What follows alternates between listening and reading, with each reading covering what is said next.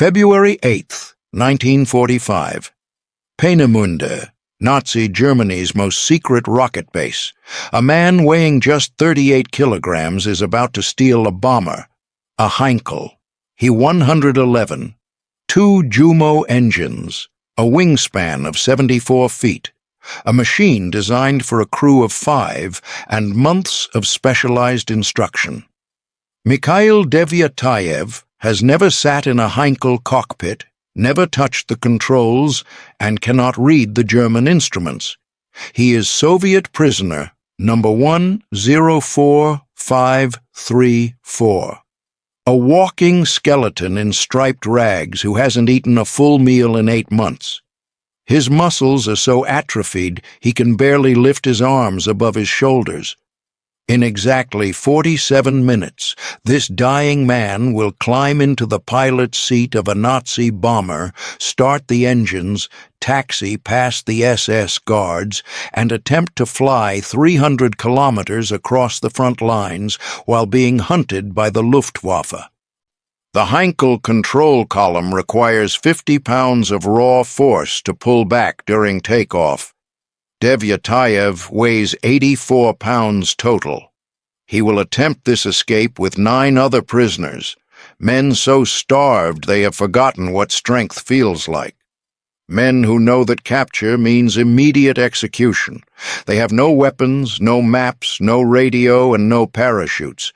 What they have is one Soviet fighter ace who refuses to die on his knees. This is the story of the most audacious heist of World War II and the dark reason the Soviet Union tried to bury it for 12 years. July 1944, 6 months earlier. Lieutenant Devyatayev banks his Yak-1 fighter through a swarm of enemy fire over Lviv. 17 confirmed kills, a hunter, one of the best. But a German Focke-Wulf catches him from the blind spot. Cannon rounds tear through his fuselage. The plane erupts in flames. Devyatayev bails out unconscious.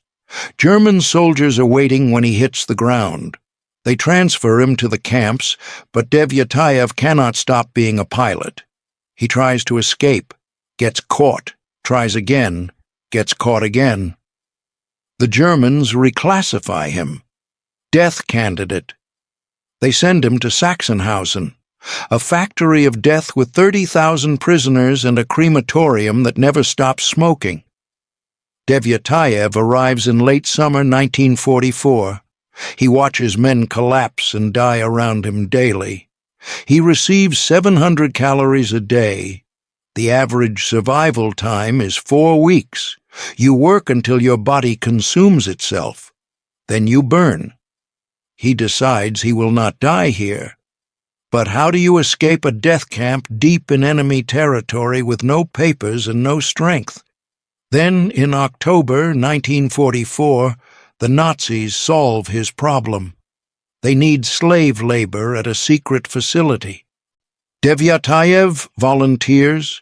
He doesn't know where he is going, only that it is a chance. Peenemünde, the island of Usedom, the birthplace of the V-2 rocket. Devyatayev becomes a slave laborer at the airfield next to the launch pads. But he notices something else. The tarmac, Heinkel bombers, Messerschmitt fighters. He watches everything. Flight schedules, shift changes, which aircraft are fueled. Because he is not a slave, he is an ace. Put him in a cockpit and he becomes dangerous. But the German planes are alien. The Heinkel has over 100 switches he cannot read. It is heavy, complex, and unforgiving. He starts studying through the electrified fence. Every work detail becomes a mission. He watches the pilot's hands. He memorizes the startup sequence. He matches lever positions to engine noises. One aircraft keeps appearing. A Heinkel He 111 marked GA, the Commandant's personal transport, always fueled, always ready. Devyatayev picks his target. Now he just needs a crew crazy enough to help him steal it. February 8, 1945, Peenemünde.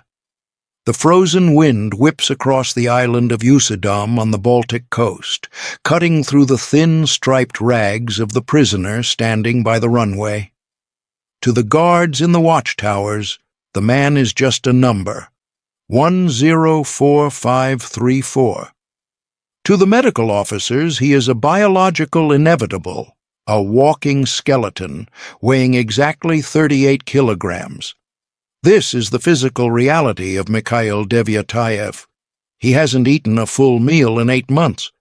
His body has cannibalized its own muscle tissue for energy, leaving his arms so weak he can barely lift them above his shoulders.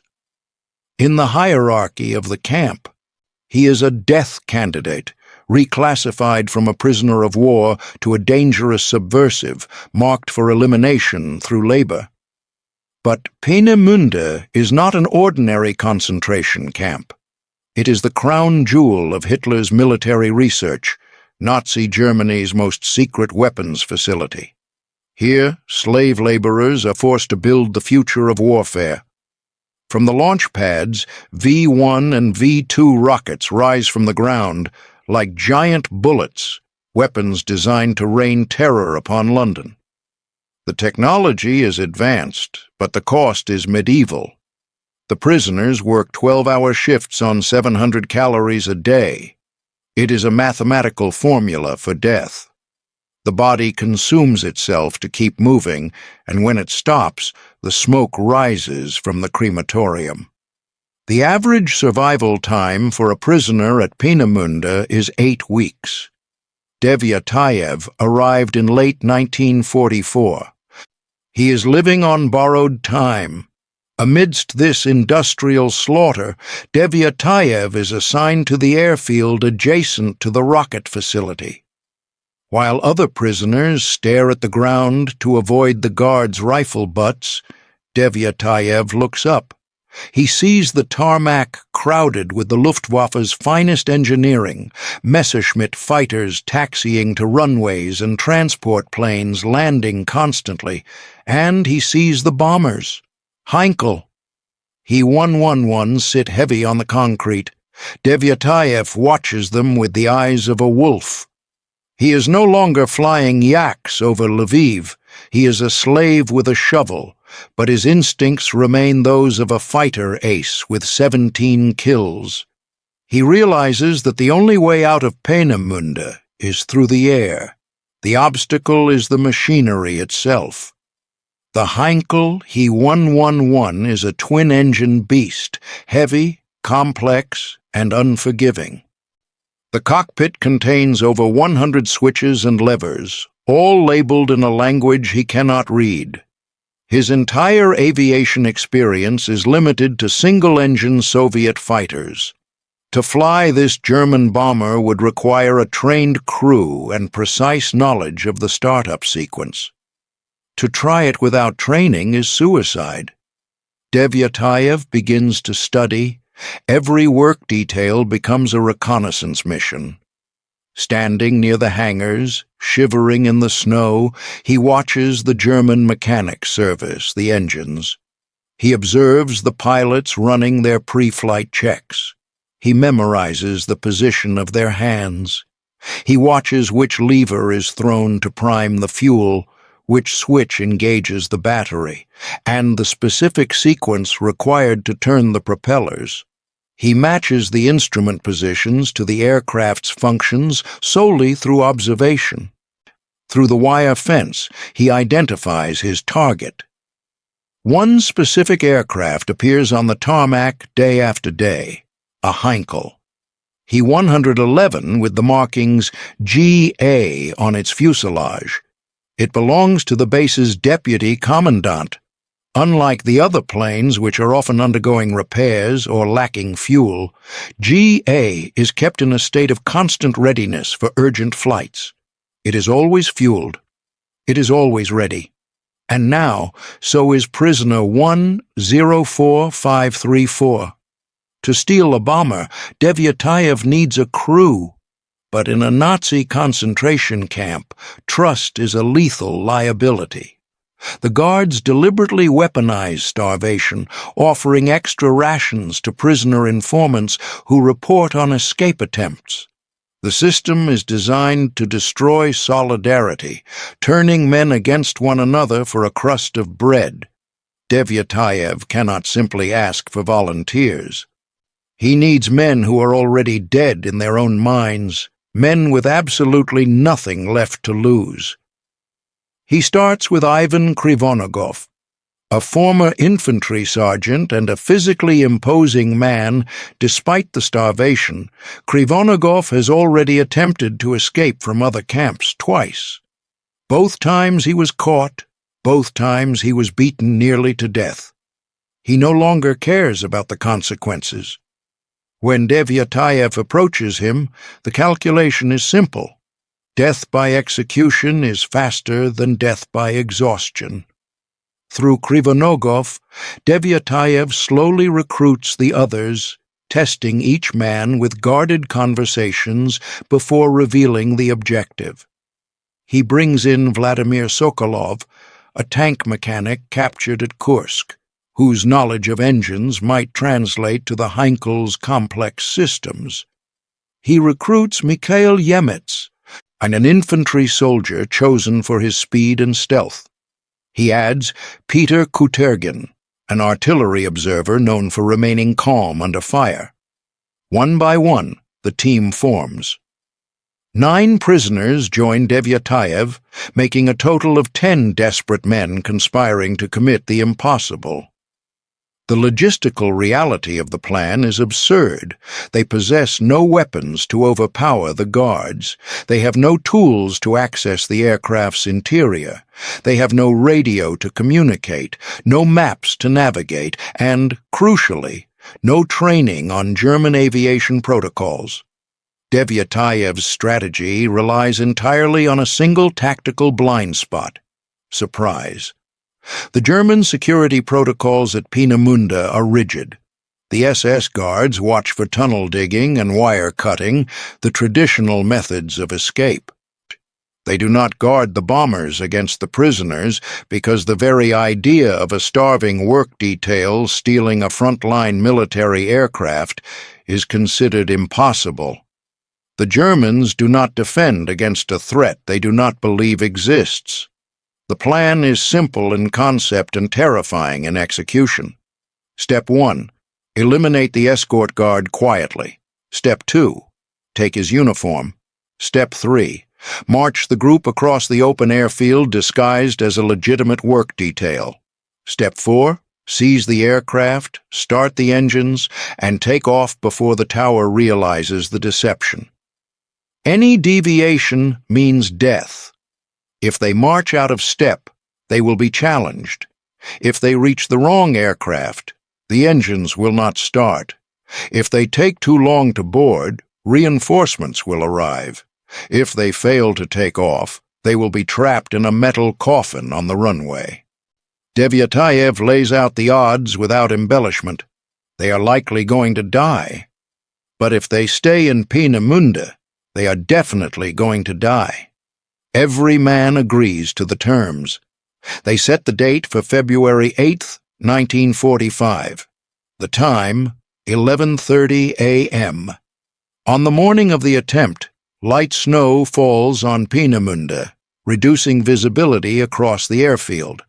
It is perfect cover. Devyatayev's group is assigned to a standard work detail, runway maintenance. 10 prisoners and 1 guard march out into the gray light. To the casual observer, it looks like just another day of slave labor.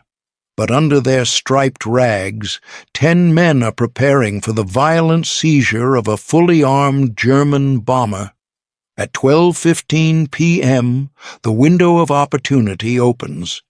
The assigned guard, a young man new to the detail who does not know the prisoners' faces, makes a fatal error in protocol.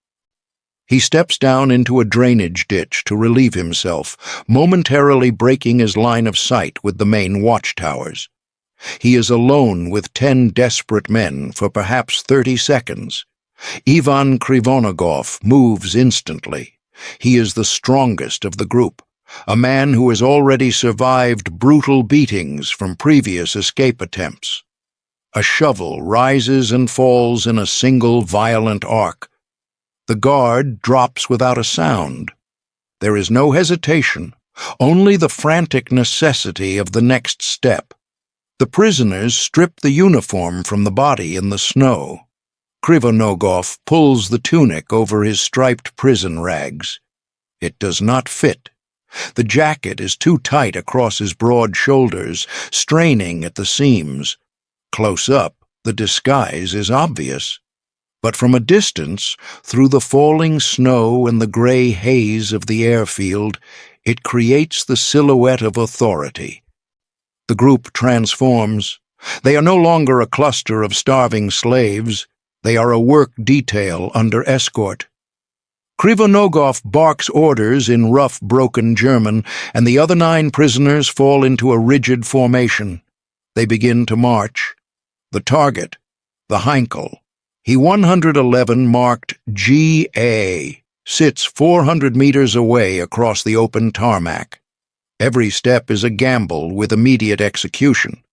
As they cross the concrete, a real guard approaches, a Wehrmacht enlisted man with a rifle slung over his shoulder.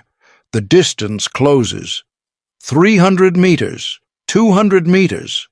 The prisoners keep their eyes fixed forward, marching with the mechanical exhaustion expected of them. Krivonogov shouts something unintelligible at the approaching soldier, a command that is neither German nor Russian. The Wehrmacht soldier pauses. He hears the wrong accent, the rough pronunciation. But Peenemünde is a Babel of foreign labor. Thousands of non-German volunteers and conscripts work on the island. To the soldier, this is just another group of foreign workers moving equipment. He shrugs and lets them pass. The bluff holds. They reach the hardstand of the aircraft, 100 meters. The Heinkel bomber sits heavy on its landing gear, its engines cold, but its fuel tanks full. The only obstacle remaining is the ground crew. 2 German mechanics are working on the aircraft, performing routine maintenance on the wing. The work detail marches directly up to the plane. Krivonogov gives a final sharp command, and the formation dissolves. The prisoners scatter toward the fuselage as if assigned to service the bomber. The mechanics look up, confused by the sudden arrival of a labor unit they did not request. Before they can raise an alarm or reach for a weapon, the deception ends.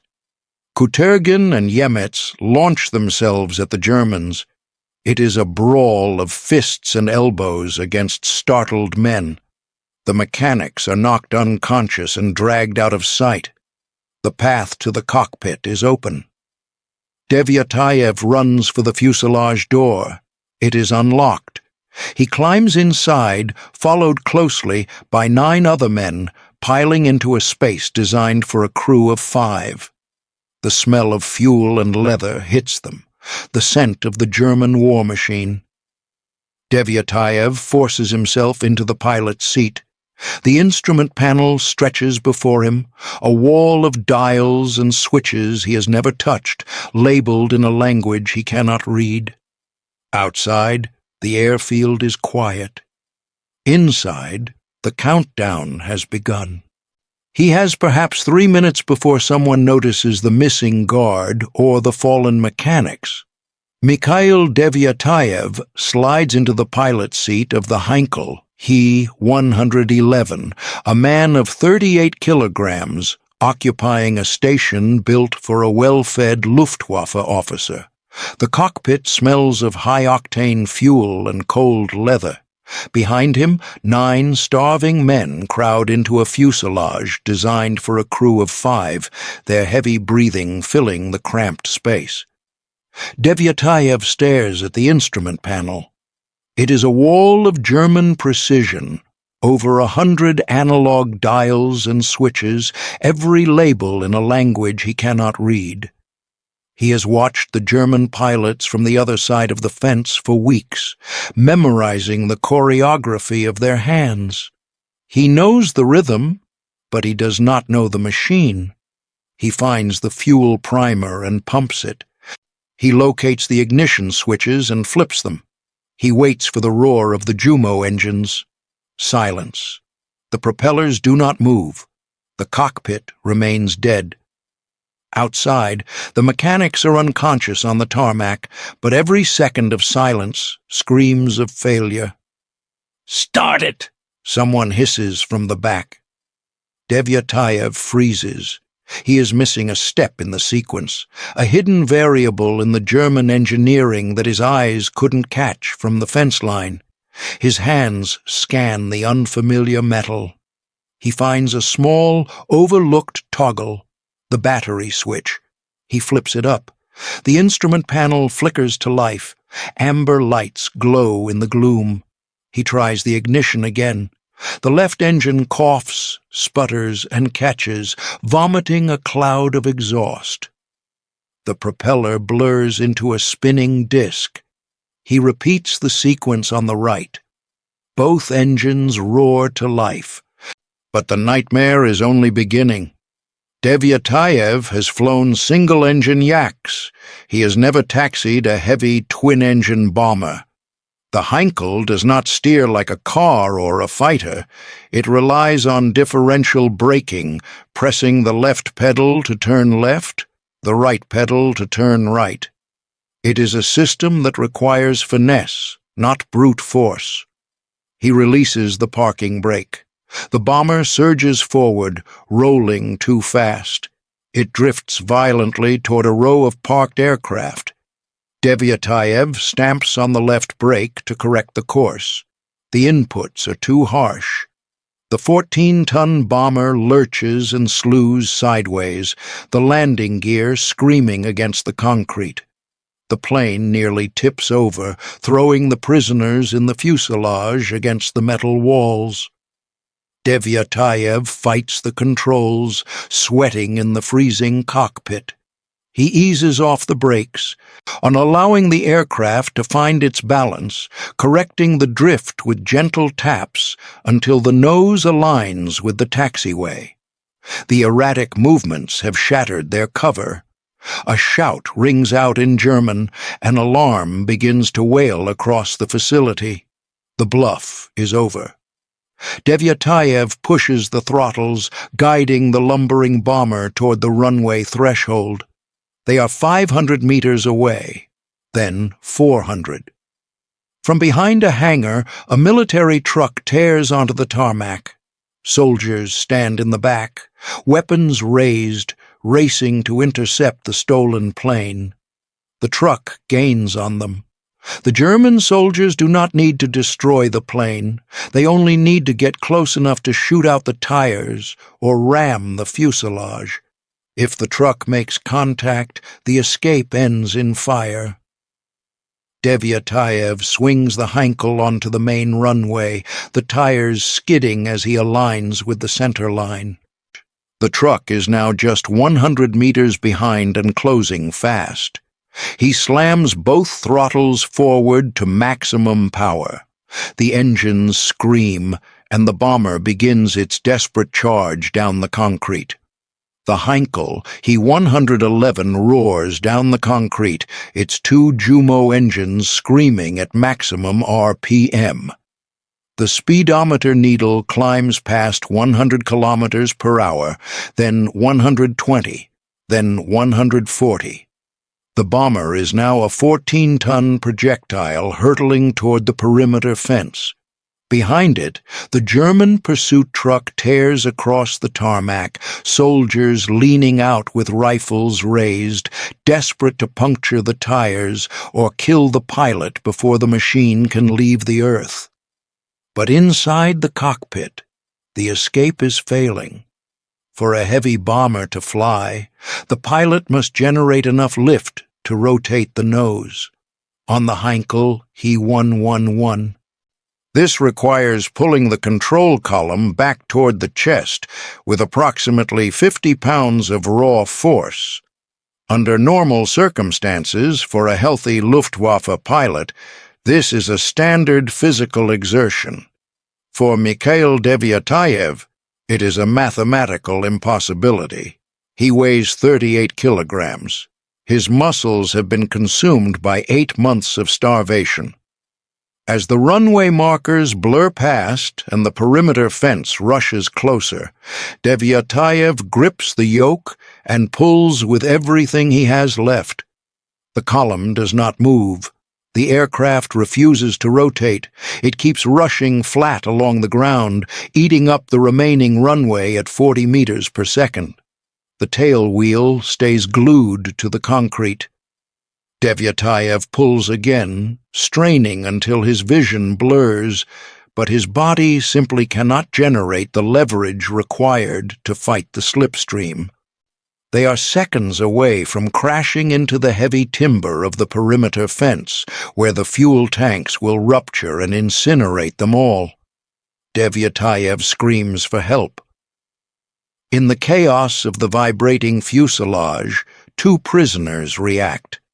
Vladimir Sokolov and Peter Kutergin stumble forward from the bulkhead. They see the fence looming in the windshield. There is no time for coordination. They throw themselves onto the control column alongside Devyatayev. 3 starving men grab the cold steel. They brace their feet against the instrument panel and the floor, combining their remaining strength into a single, desperate heave. The control column grinds backward. The elevators on the tail snap up. With a groan of metal, the nose of the bomber lurches skyward. The main wheels leave the concrete just as the runway ends. The Heinkel clears the perimeter fence by inches, the roar of its engines drowning out the crack of rifle fire from the soldiers below. At 12:21 p.m. on February 8, 1945, 10 Soviet prisoners formally defy the laws of probability. They are airborne.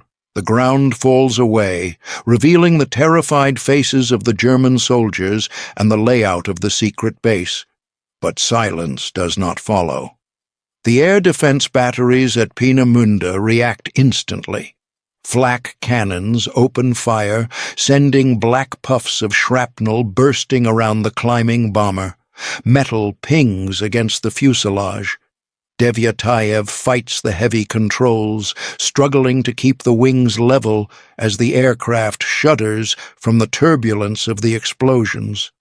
He knows the Luftwaffe will scramble fighters immediately.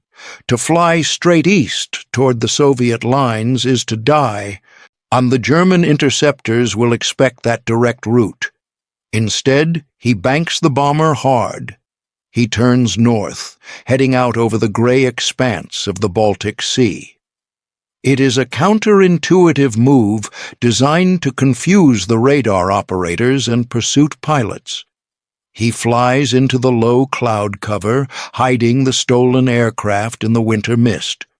Only once they are swallowed by the whiteout, invisible to the ground, does he wrestle the machine into a wide turn toward the east, toward the front lines, toward home. The Heinkel, He-111, is dying. High above the Soviet front lines, the left engine has detonated, spewing oil and flames across the wing. The bomber shudders violently, losing altitude with every second. Below, the ground is a blur of snow and mud, scarred by artillery craters. Mikhail Devyatayev wrestles the control column. But the hydraulics are failing. He has no choice. He cannot reach a proper airfield. He aims the burning machine toward a flat, snow-covered field between the trenches. The bomber hits the earth like a bomb. The landing gear collapses instantly under the impact. The belly of the aircraft scrapes across the frozen soil, tearing metal and sending a spray of ice and dirt into the air. The propellers strike the ground and disintegrate into deadly shrapnel. The fuselage slides for 200 meters, shedding debris and leaking fuel before finally grinding to a halt in a cloud of steam and smoke. Inside, silence returns for a heartbeat. Devyatayev is alive, bleeding, shaking, but alive. He looks back into the cabin. 9 men are scrambling through the twisted wreckage, falling out onto the snow before the fuel tanks ignite. From the tree line, Soviet soldiers sprint toward the crash site, rifles raised. They do not see heroes. They see a German bomber. They see the enemy. Devyatayev staggers to his feet. He is a ghost of a man, 38 kilograms of bone wrapped in a concentration camp uniform covered in blood and oil. He raises his hands. "Don't shoot! We're Soviet!" He screams over the wind. "We escaped from Peenemünde." The soldiers hesitate. The sight makes no sense. A Nazi bomber piloted by a starving skeleton in prison stripes. "Who the hell are you?" one demands. "Lieutenant Mikhail Devyatayev, Soviet Air Force," he answers. "We just stole this aircraft from a Nazi rocket base." The soldiers lower their rifles, but the relief is short-lived. The arrival of the NKVD, Soviet counterintelligence, changes the atmosphere instantly. The 10 escapees are not embraced as brothers. They are separated, disarmed, and taken into custody as suspects. In the eyes of Stalin's Russia, there are no prisoners of war, only traitors. Order number 270 is clear. Soviet soldiers fight to the death. To surrender is treason. To survive captivity is suspicious. Devyatayev is thrown into a holding cell. For weeks, the interrogation is relentless. The NKVD officers do not ask about his bravery. They ask how he survived when millions of others died. They ask how a starving prisoner learned to fly a complex German bomber. They accuse him of being a German spy, a collaborator sent back across the lines with a cover story. Devyatayev tells them everything. He draws maps of Peenemünde. He describes the launch pads, the underground factories, and the terrifying V-2 rockets that rise vertically from the earth. He hands them the intelligence that the Allied forces are desperate to acquire. The Soviets take the information. It is critical data that will eventually become the foundation of the Soviet space program. But they do not thank the man who brought it. The verdict is handed down without fanfare. Devyatayev is not given his rank back. He is not given medical leave. He is classified as a criminal for the crime of surviving. While the war in Europe ends 3 months later, Devyatayev's war continues. He is sent to a penal military unit, a battalion for the disgraced and the condemned, to wash away the shame of his imprisonment with his own blood. The man who stole a bomber from the heart of the Third Reich is erased. His file is stamped classified. His story is buried. For 12 years, the man who stole a bomber disappears into the gray silence of the Soviet Union. The war ends in May 1945, but there is no parade for Mikhail Devyatayev. There are no newspaper headlines celebrating the escape from hell. Instead, he is released from the penal unit and sent home to Kazan, stripped of his officer's rank and his pilot's wings. He walks the streets as a marked man. In the paranoid ecosystem of the post-war USSR, his survival is a badge of shame, not honor. Employers turn him away. Neighbors whisper. The official doctrine remains absolute. A Soviet soldier does not surrender. He dies fighting. Devyatayev is forced to work as a manual laborer on the docks, lifting crates with the same hands that once wrestled a 14-ton Heinkel off a German runway. But while the state crushes the man, it quietly consumes his gift.